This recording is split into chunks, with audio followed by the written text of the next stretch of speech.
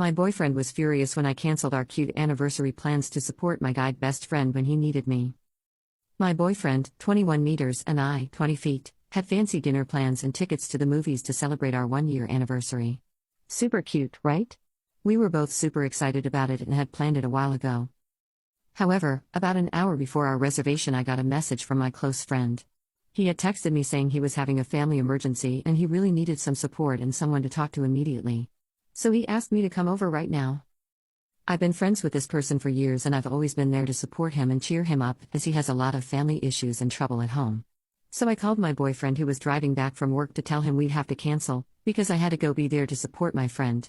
Well, he got mad even though I told him it's out of my hands. I then hung up because I didn't want him to carry on driving while on the phone, especially if he's angry, so I told him we'd speak later.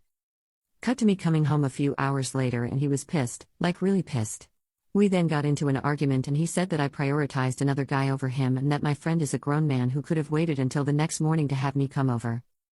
His rage grew when I couldn't tell him what the emergency was that ruined what was meant to be a special day, even though that's my friend's personal information and is not my business to share.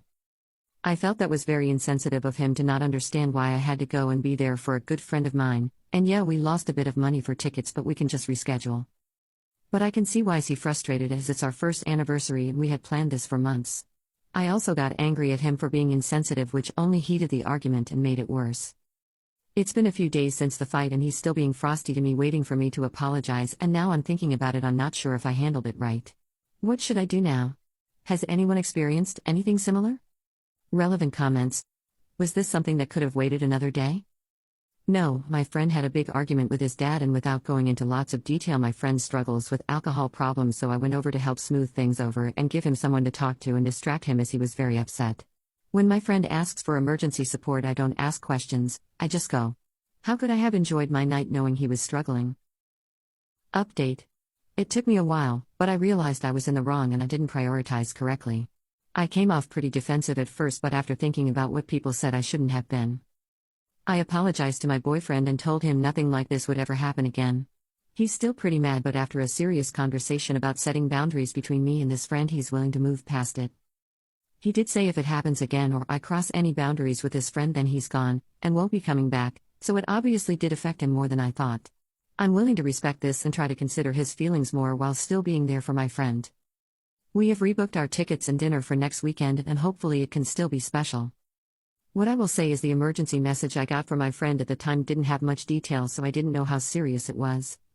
Obviously, when I got to his place, he was very upset, but it wasn't life and death, and in hindsight it could have waited until the next morning. I'm not trying to make any excuses. I care for my boyfriend very much and I'm happy we've got this resolved. Talking about my friend's alcoholism made me realize that I needed to give him the resources to help himself, which I will do if he's open to it.